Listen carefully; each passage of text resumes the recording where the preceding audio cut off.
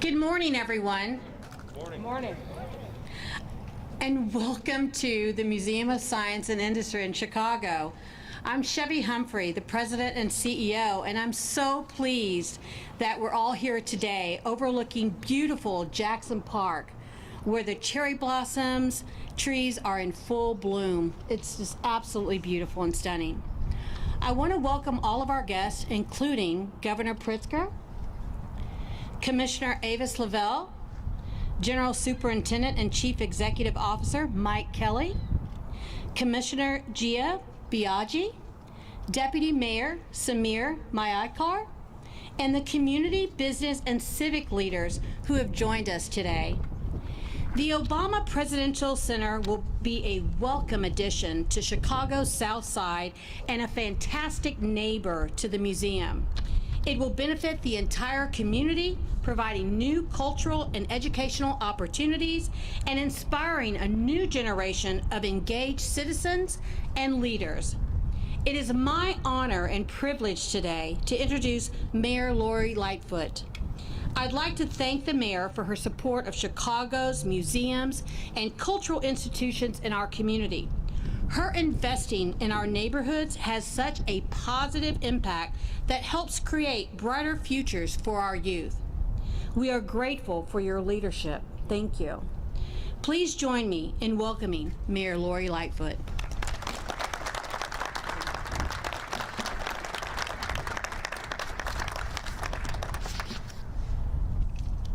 Thank you, Chevy, and thank you to the MSI team. And I just want to say on behalf of a very excited city and cultural community, welcome to Chicago. I know it's only been 3 months. You probably feel like it's a little bit longer, but when the announcement first came, we were all thrilled and look forward to lots of partnership with you in the museum. So thank you all for being here. Good morning, everyone. Let me recognize the other leaders standing here today.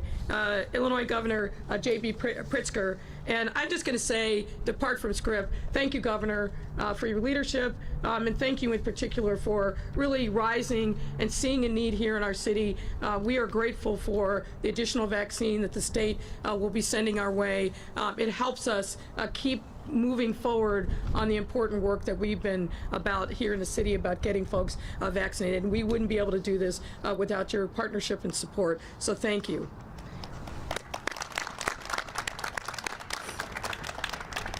I want to recognize also Park Superintendent and CEO Mike Kelly, Chicago Department of Transportation Commissioner Gia Biaggi, Planning Commissioner Maurice Cox, Obama Foundation Chair Marty Nesbitt.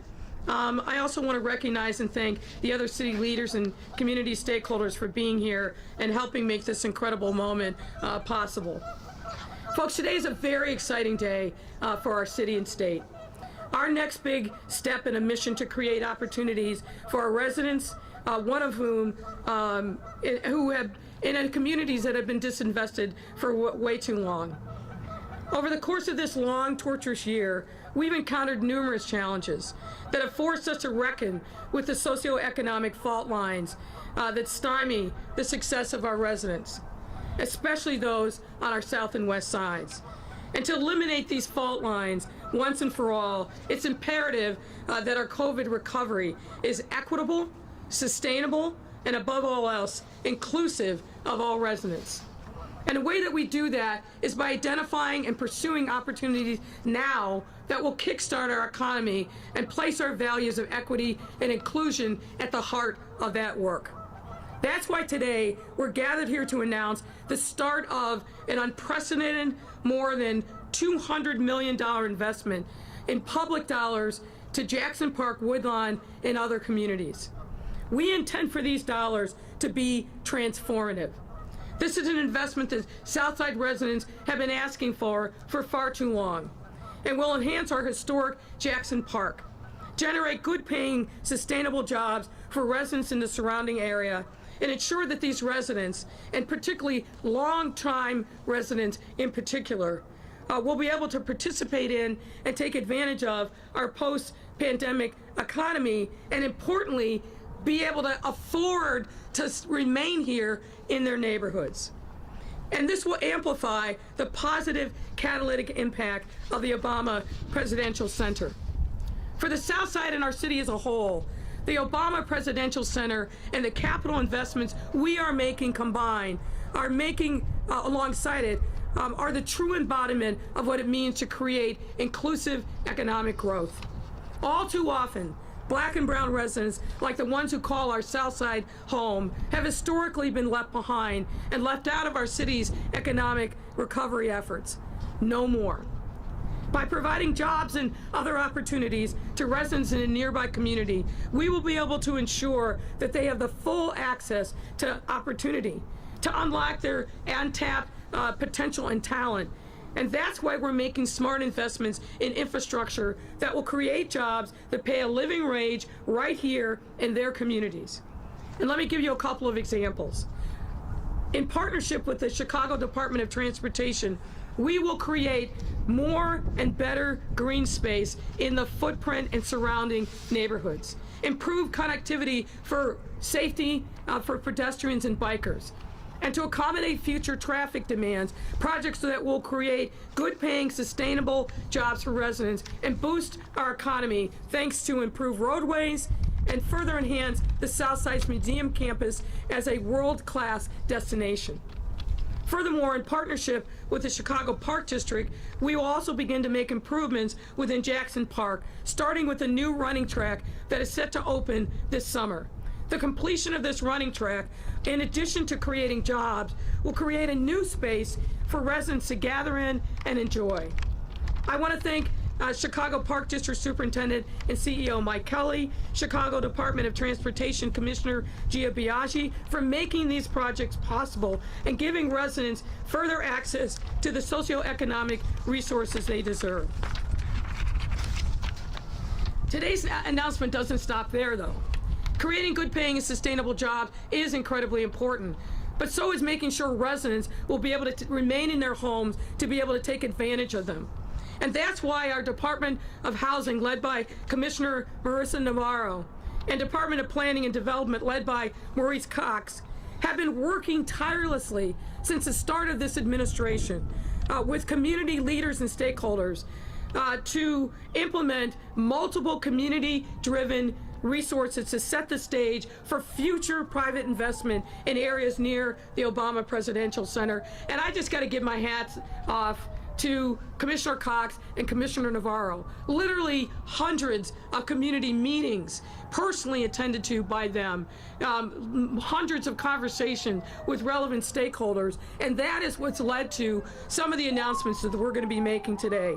One of those resources, which arose directly from this community engagement, is a Woodlawn Revolving Loan Fund, a part of the Woodlawn Housing Preservation Ordinance that will provide nearly $10 million in financial support to help rehabilitate existing affordable housing for Southside residents. This is what our residents told us they needed, and we worked tirelessly to figure this out and make it available so that they can make improvements, that they can be able to stay in their homes. Ensuring that residents can remain in their homes and witness revitalization of their communities firsthand, critically important as part of this work. And again, I want to thank Alderwoman Jeanette Taylor and Leslie Hairston for their partnership in making this work possible. And thanks again to Commissioner Navarro and Commissioner Cox for taking the resident feedback and shaping it into this housing preservation initiative. Supporting our communities and protecting residents is an effort I am personally passionate about. I also want to thank a number of banks that have stepped up to help make this revolving loan fund possible. These institutions have sent representatives to join us today, so thank you to JP Morgan Chase, CIBC, Fifth Third Bank, TFC Bank, Byline Bank, First Midwest Bank, and Wintrust Bank.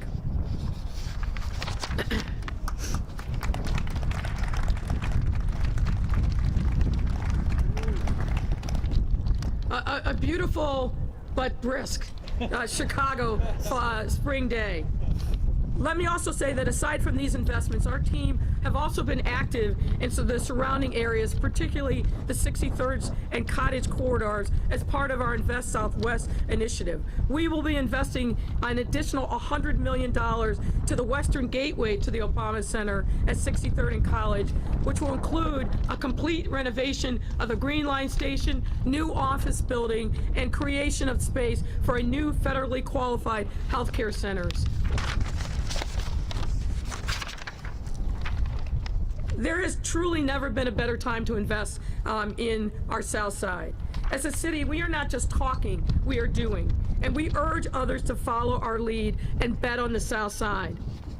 When President Obama made this incredibly important commitment to Chicago and the South Side, as a city, we had an obligation to take advantage of this historic opportunity that the OPC represents. And we have and will continue to step up in a big way. It's now my pleasure to introduce the leader of our state, Governor J.B. Pritzker. Thank you, Governor Pritzker.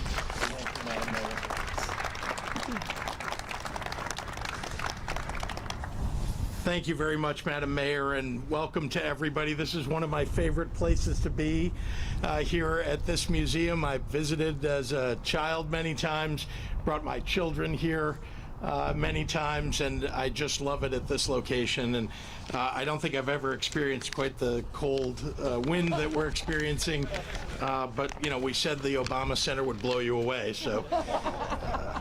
Thank you to Mayor Lightfoot, and thanks for your leadership in helping to make this possible for the Obama Foundation. The development here is going to be tremendous. I want to echo the mayor's appreciation for so many leaders who are engaged in making this possible and have been for years now, and it will take a little while longer and a lot of hard work and shoulder to the wheel by elected officials, leaders like Marty Nesbitt, who's been a tremendous, not only a business leader, but someone who's been civic-minded and put his hard work and time and effort and energy into making something great happen here in the city of Chicago.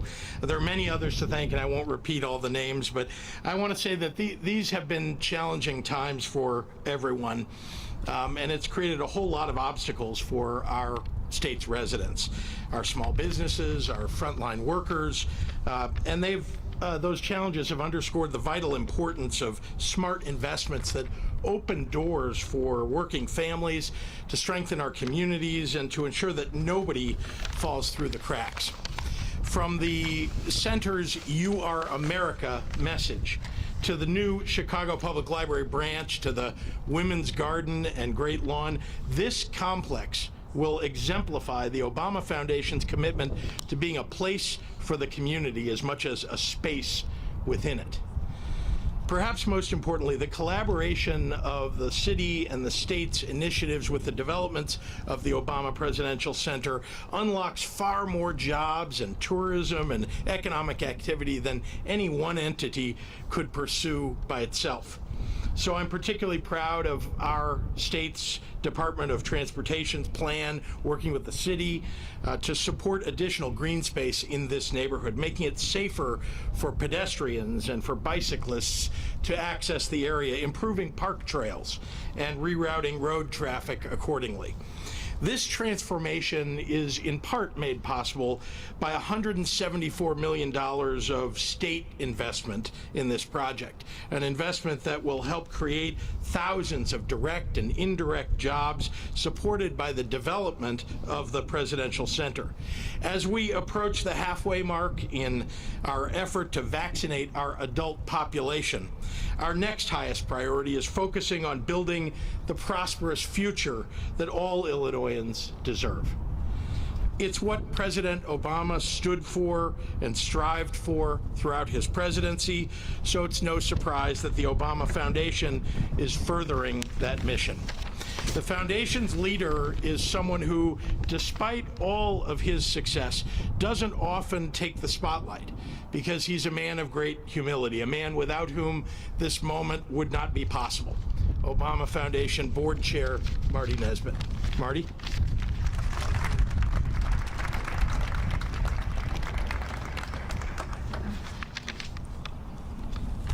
It is cold. I looked out of my window and was deceived once again by Chicago. Sunshine. Okay, I want to start by thanking Mayor Lightfoot and Governor Pritzker for this significant investment in funding and the infrastructure for the south side of Chicago. President and Mrs. Obama chose to build their presidential center here because they believed it could be a catalyst that creates transformative opportunity for our community. And this is exactly the sort of investment they envisioned. With the Obama Presidential Center and these investments from the city and state, families are going to have new and more ways to enjoy this beautiful park, whether it's the new pedestrian paths and the lake connections that the city is making, or the playgrounds, a community garden, and sledding hill at the Obama Presidential Center. We are restoring the history of this park and realizing Homestead's vision as a park for the people. We are creating a hub of life and vitality for our community. When the center is built, our estimates suggest that we are going to bring about 700,000 people to the south side every year and generate about $3.1 billion of economic impact. A lot of people hear all of this and think about one important thing. Is this going to create jobs for the people here on the south side? And the answer is indubitably, unequivocally, yes. There will be thousands of jobs for those helping to build and operate our center. But as the announcement today signifies, the jobs don't end with the center. Investment begets investment. So when we bring our investment to the south side and the mayor and the governor invest in our infrastructure, more investment and more jobs will come. When we bring hundreds of thousands of visitors to the Obama Presidential Center, that helps celebrate this community we love, but it also strengthens the small businesses across this area. When people start at the center, they can stop and get a cup of coffee at the currency exchange, try that infamous potato chip cookies at Give Me Some Sugar Bakery, or maybe they will soak up an afternoon of culture at the DeSable Museum admiring the restoration of the Stoli Island Arts Bank. I also want to acknowledge the work by Mayor Lightfoot and Alderman Hairston and Taylor to ensure that as we work to bring this badly needed investment to the area, we make sure we're smart about how we do it. And we provide people who live here today the tools and resources they need to continue to call this area home. The housing ordinance passed last year in partnership with many community leaders and activists who worked so hard to make it happen is an important step in the right direction. Finally, I can't let this occasion pass without thanking Mayor Lightfoot for all she did to see our federal review process through. Many years and lots of twists and turns. Through it all, she never took her eye off the potential of the Obama Presidential Center on the south side. Because of her leadership, we're one day closer to breaking down ground on the center later this year, and one day closer to the day when all will be able to bring hundreds of thousands of people to this area to spend money and celebrate the rich history and culture of this community we call home. Until then, I hope you'll join us on the road to the groundbreaking, a celebration of our hometown of Chicago and everyone who is helping to make this dream a reality. We can't wait to get started. Thank you.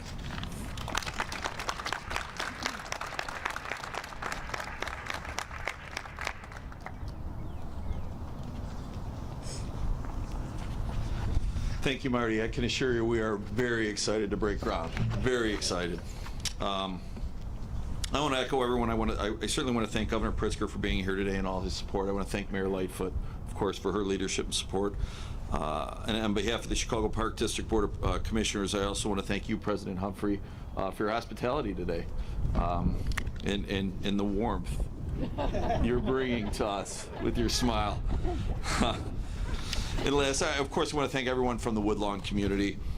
You've been with us, you've worked with us, and I'm going to highlight in just a second some of the work you've done with us in and around Jackson Park. So today we are surrounded by some of Chicago's most treasured features, which includes the beautiful Japanese garden, which is behind me, the Columbian Basin, and the Museum of Science and Industry. All historic treasures from the 1893 World's Columbian Exposition, which was held right here in Jackson Park. And today the park serves as an anchor for the surrounding community and continues to attract visitors from across the city and around the globe. And in fact, we are just in time and maybe the first time, to see one of our most breathtaking attractions, which is the highly anticipated cherry blossoms. And you wouldn't expect, it really is colder and windier, obviously, than DC, because these cherry trees were planted, most of them 7 years ago, and this is the first year they've really blossomed in all their glory. In fact, we had 4,000 visitors just on Sunday alone taking pictures. Back in 2013, we worked with the community in the Japanese Chamber of Commerce, and we planted 170 cherry trees in Jackson Park, which commemorated both the 120th anniversary of the World's Columbian Exhibition and the 50th anniversary of our relationship as a city with the Chamber. And as you can see, the trees, again, are in full bloom. The Park District continues this important legacy in Jackson Park through the work we have already done, like restoring the award-winning Wooded Island in partnership with the Army Corps of Engineers and installing Yoko Ono's one-of-a-kind sky landing sculpture. In 2018, we completed the South Lakefront Framework Plan in partnership with 2,300 community members who came out to provide their input over a 10-month period to guide the park through the next decade of improvements. In 2019, we opened a new concession at 63rd Street Beach to give beachgoers a new amenity to enjoy the park. In 2020, we built a new seawall in the outer harbor, and we're in the process now of completing a new breakwater as well at the mouth of the harbor. And this summer, we will open a new South Shore Beach House, which you haven't seen yet. It's a beautiful new building behind South Shore Cultural Center, and it's going to be enjoyed by Southsiders for years to come. All these projects are a direct result of the South Lakefront Framework Plan. In the past decade, we've spent over $30 million in park improvements in Jackson Park, from new playgrounds and renovated parking lots, the beach dune plantings, and the new trails. And our upcoming projects in Jackson Park are no less important. These upcoming projects reinforce the Park District's commitment to the park and to the community. As previously announced, the Park District and the Chicago Department of Transportation will very soon begin our utility work between Midway and Hayes to support not only the existing and future park developments, but of course, the Obama Presidential Center. In addition, we will resume our construction on the long-awaited track and field on Stony Island, and on completion, this new 8-lane track and field will support community uses from various athletic teams, which include Hyde Park Academy, our Junior Bear Jackson Park Raiders, the Wolfpack Youth Sports Group, countless pickup games, walking clubs, and more. The amenities will also include bleacher seating and sports lighting, so we can use the fields and enjoy them beyond dusk. Now, our team is also going to kick off the next set of framework plan projects by designing, we're going to refurbish the Iowa building, which is to the northeast of here. We're going to upgrade the baseball diamonds north of Hayes, and we're going to create a new dog-friendly area. And I'd be remiss again if I didn't end by taking this opportunity to acknowledge the involvement of the community and all the support we've gotten and the tireless commitment, the meetings, the park cleanup days, all the support. And I want to thank you, Louise McCurry, and Cecilia Butler. You know, you're just over the way at Washington Park, but the two of you have been with us since the 20 years I've been at the Park District, so thank you. And I'll close by saying yes, absolutely. And again, I want to just close. I want to thank the state of Illinois and the governor. I want to thank the city of Chicago again for the support, Mayor Lightfoot. Thank you, Marty, and everyone at the Obama Foundation, because what you're doing here is you're spearheading a tremendous amount of investment that hasn't been seen here since 1893. So with that, it's my pleasure to welcome to the podium now Commissioner of the Chicago Department of Transportation, Gia Biaggi.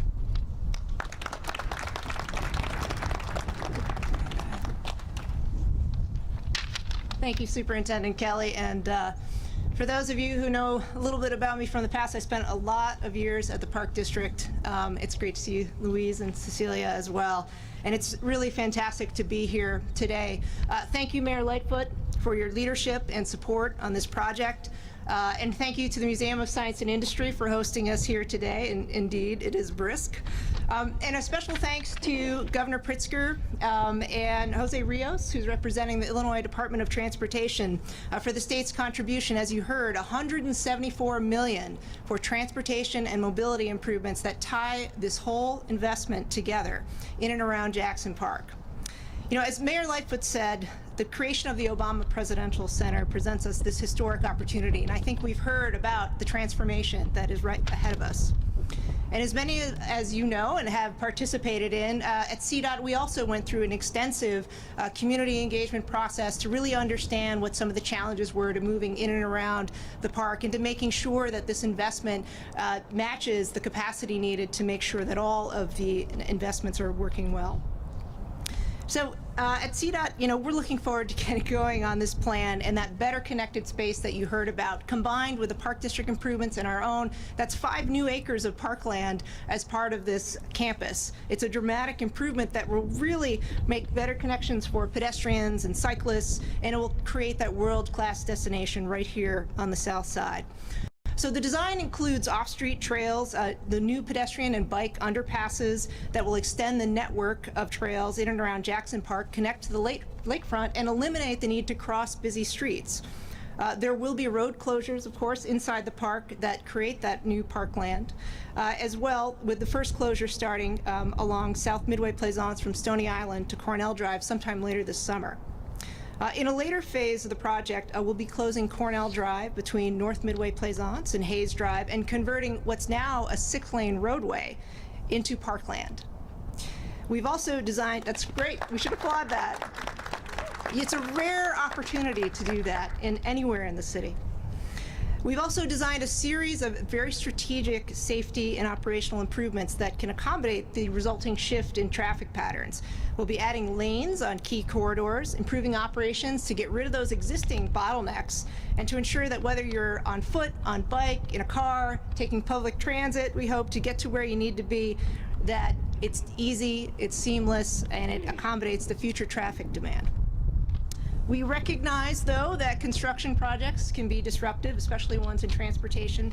So we're phasing the work over several years to make sure that we're not completely being disruptive, but doing it in sequence, communicating really well about the changes over time. And we'll be providing lots of notice and alternative routes and options so you can get from where you are to where you need to be. So the transportation plan for Jackson Park and communities in and around the Obama Presidential Center will leave that long-term legacy, no matter how you move around. And we thank everyone for their continued commitment and the partnership of not only everyone up here, but out here in the audience and throughout the whole community. So with that, thank you so much. And I think your mayor. Happy to take questions. I'm wondering if Go. perhaps, We have a microphone for you, Marianne. Go ahead. I'm sure if you are best at this or if Marty Nesbitt, can you give us a sense, how involved will the Obamas be? Will they be here for the groundbreaking? When is it? And when are we going to see the final product? And if you're here. I'm already lost track of your 5 questions, but I'll try to do my best. If you're here looking that way, are we going to see it from here? Like, will you see the library? I'll start and then invite others to jump in. Look, the foundation led by Marty, Valerie Jarrett, we've been in constant conversation with them, and obviously they are talking to the Obamas on a regular basis. The times I've had the pleasure of meeting with the president when he's been here in Chicago, we've obviously talked about this. So they are clearly very involved, obviously, in making sure that their vision for the center is carried through, but also very involved and interested in what's happening on the ground here and with the various investments that the city has made. Let's recall, Michelle Obama grew up on the South Side. Her family is still here. She's very much engaged and interested in doing what happens and making sure that what the investments that they're making, that we're all making, really have the transformative effect and impact that we all envision. So we are working well as teams to make sure that we're moving forward. We have different responsibilities, but ultimately this is about transforming the South Side for the better. And as I said in my opening remarks, I take this investment by the Obamas very, very seriously. As you know, there were other options and other suitors for this incredibly important presidential center. It's an honor that it's here in Chicago, and we have an obligation, at least I feel, to really step up and honor that commitment to Chicago. They bet on us, and we bet on us, and we're going to continue to move forward. And the groundbreaking might be when? We hope that it will be later this fall. But we'll keep you posted. Obviously, COVID and the federal process took their own turn, but it's certainly our hope that it will be sometime this fall. If you'd like to. I guess the only thing to add is, yes, you will be able to see it from here. It'll come up right just over the water there. So, and the President and First Lady will be present.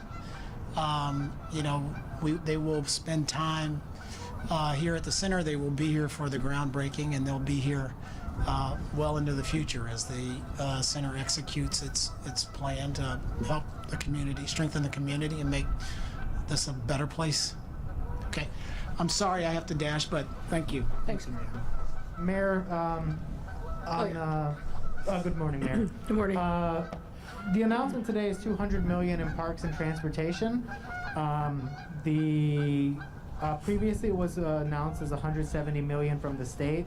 Is the state covering the $200 million, or is the city paying for the extra $26 million? There are monies that are being put into this. Obviously, the state has made a huge commitment, but there's also monies coming into this from the city, and we're hoping, frankly, that we'll get some additional support from the federal government as well.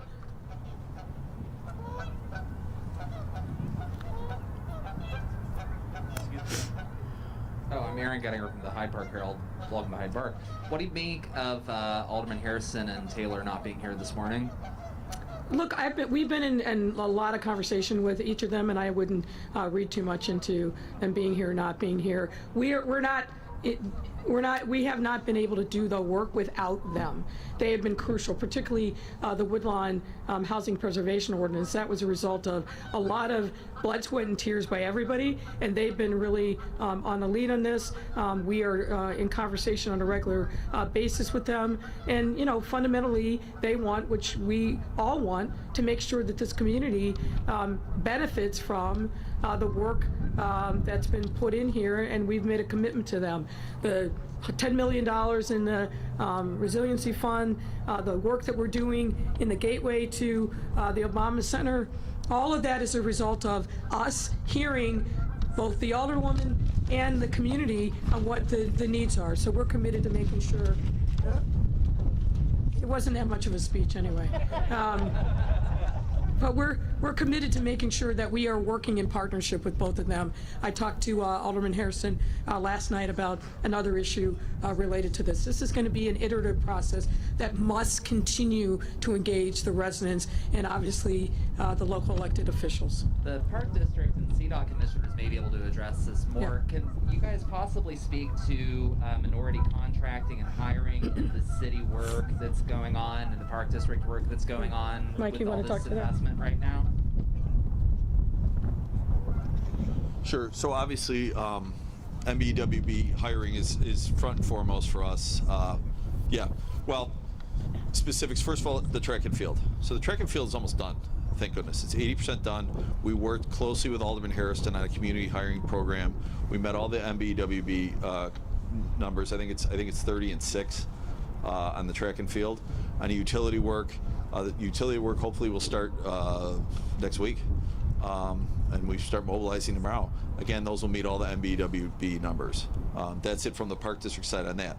Of course, when I talk about the Iowa building and any of the other projects we're doing, we're going to meet all and exceed all the MBWB numbers for us, and we'll continue to work closely with the aldermen on local hiring as well. Yeah, and from the transportation perspective, it's also the same, hitting those benchmarks of minority and women-owned participation. We've also been working very closely with the state on getting local hiring requirements in place, which has been a really big push forward that we've been able to do in collaboration. So in addition to 50% city hiring, there's also a local hiring that's hyper-local, people who live in and around the community being part of that project.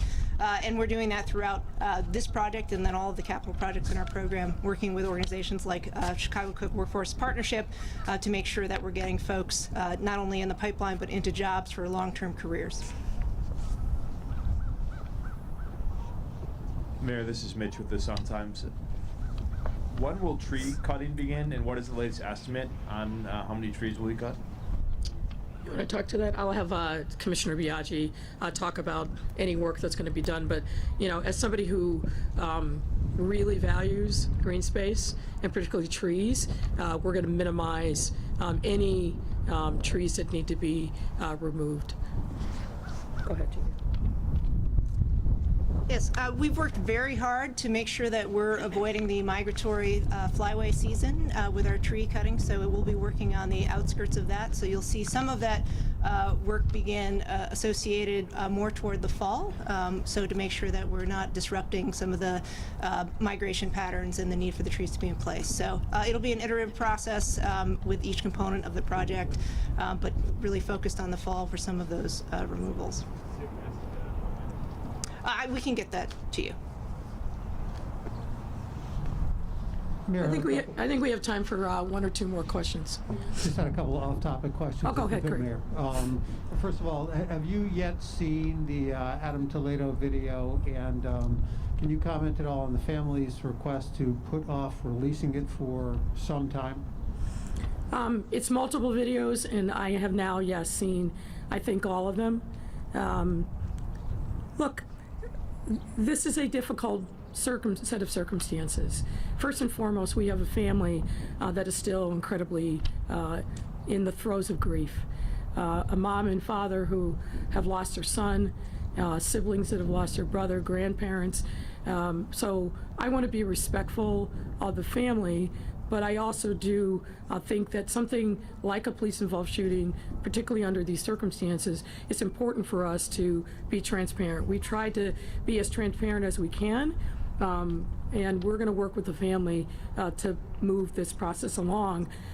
But I think we have to be respectful of them and move at their speed. And that's what we're endeavoring to do in balancing a range of different issues. Would you rather see the release delayed till after maybe the Chauvin trial is done to minimize? That's not really part of the calculus at all. This is about being respectful and balancing the need for transparency with this grieving family that's having an extraordinarily difficult time. Have you seen the video? I'm sorry? Oh, I'm asking on behalf of Mary Ann. Have you seen the video? Yeah, I just said in response to but Craig's question. what are your thoughts? I'm sorry. I'm not going to offer up my own thoughts about it. As you know, there are two separate independent investigations that are going on, one primarily led by COPA. I really think it's important for them to have the space that they need to be able to do their work. So I'm not going to offer my own commentary about that. All right, one more. Okay, Go ahead, Amy. yeah, I have one for the governor too. All right. Sure. So, hi, Amy Jacobson, WIND. A lot of people want their leaders to go through the same hardships that they're suffering through, and you guys are lucky, you and Mayor Lightfoot, your kids are in school, they've been in school. CTU now demanding that our kids be vaccinated and their family members in order to return to school. And their list of demands changes every day. So that said, why in the world would you sign House Bill 2275 giving them more power? Well, back up a moment and just recognize that every school district is making the right decisions for their families and for their children, and that's happened all over the state of Illinois. That's what from the summer after we had the initial shutdown of schools last spring, it was important to me that we get kids back in school safely, and that's really only a decision that can be made at the local level. So the city of Chicago has been engaged in those conversations with the teachers union and with parents. and so they're making the decisions that are best for them. As far as the bargaining rights, that's a completely separate issue. It's an issue that's been around for quite some time now. The issue is that every other school district in the state of Illinois has the right to bargain for the particular items that are listed in that bill. Those are ones that the teachers have been asking for quite some time, and it was something that I had campaigned on, said that I would do, and I did. Mary Ann, you get the last question, Governor. Well, I might have more than one. Can you ask, I'm asking about the skyrocketing numbers in Michigan, especially Yeah. with children, Yeah. more hospitalized. Yeah. What are your concerns? Yeah. And the positivity rate is increasing to the point where you have said there would be new litigation. Why not? I don't think we're past that point. But let me back up. Let me just mention that I had a number of conversations with folks in Michigan, including the governor, over the last week, and they're seeing very, very challenging times. It is related to most particularly school sports. They've seen an uptick, not just uptick, but outbreaks as a result of some school sports, and other activities that are going on, things that we've talked about here for some time. And we've allowed carefully for sports to come back and for restaurants and bars to come back. And most of the people who are operating those businesses are doing so with the mitigations and doing it properly, and the capacity limits. We are seeing upward movement of our cases and hospitalizations, obviously, but we have seen a beginning of maybe a lessening of the rise of cases. I don't want to predict anything because this virus is unpredictable, but I think at least in the short term that seems to be good news. And Johnson & Johnson, are you any concerns of that pause? Are you going to be able to fill in the gap? Well, I'm 20 days from having the Johnson & Johnson vaccine injected into me, and I feel great. And I will say that I share the desire to act with an abundance of caution. 6 people is not an insignificant number, but 7 million people have been injected with the Johnson & Johnson vaccine, and now there's 6 of these cases. And I think this goes to show you that the current CDC and FDA are really doing a very good job of surveilling the country to see if there are any challenges that have come from these vaccines. And the fact that they identified 6 of a certain kind and they acted upon that, I think, is reasonable. I'm very curious to see what the ACIP committee, the emergency meeting that's happening today, comes up with. We certainly, all of us challenged with not getting Johnson & Johnson vaccine and able to give it out, but we also don't want to, do it in the face of what are, some challenging circumstances and cases. Aaron is going to be the last question for the governor, then we have to wrap this up. Aaron. And the mayor, I wondered if you had any thoughts about Majority Leader Lightford's planned bill for a hybrid elected school board with part appointed and part elected members. Wondered if you had any thoughts about that, whether she was making on your report or whether you would sign that bill versus the fully elected school board. Do you have any opinions? I'll have a lot to say about that later. Thank you, everyone. Thank you.